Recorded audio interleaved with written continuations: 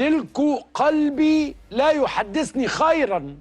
خدت تريقه قد كده وقال لك هو زعلان قلت لكم الموضوع مش موضوع سيطره، الموضوع مش موضوع احنا بنوصل للجون كام مره، وهو كان باين الوداد بيقدر من حاجه او اتنين. هو فريق بيلعب بخبث شديد، مش خبث دي حاجه وحشه يعني، انما هو فريق بيلبد في الذره وبعدين فجاه يقدر يبقى جنب الجون ويجيب جون.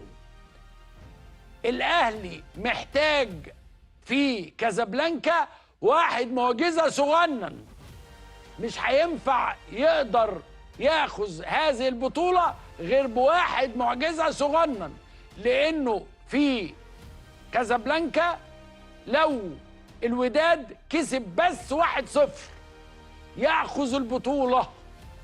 مباراه الاهلي القادمه من الوضع قدام الاهلي صعب، وهنفضل حاطين ايدينا، والله الواحد هيفضل حاطط ايده على قلبه لغايه الماتش التاني، لغايه اما يخلص هبقى قاعد قلبي يقطر دما، ولكن قلبي لا يحدثني خيرا. انا قلت لكم الكلام ده من الدقيقه الاولى، والحمد لله كلامي دايما مع الماتشات بيبقى فيه برضو شويه توقع بيزد، يعني مبني على دلائل واضحه. كان في دلائل واضحه ان الماتش مش سهل والماتش صعب.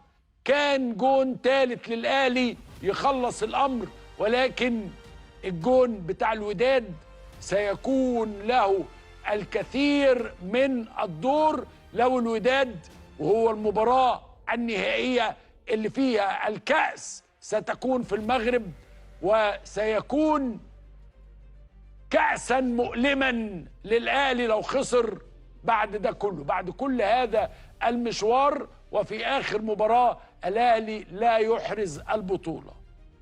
صعبة صعبة صعبة.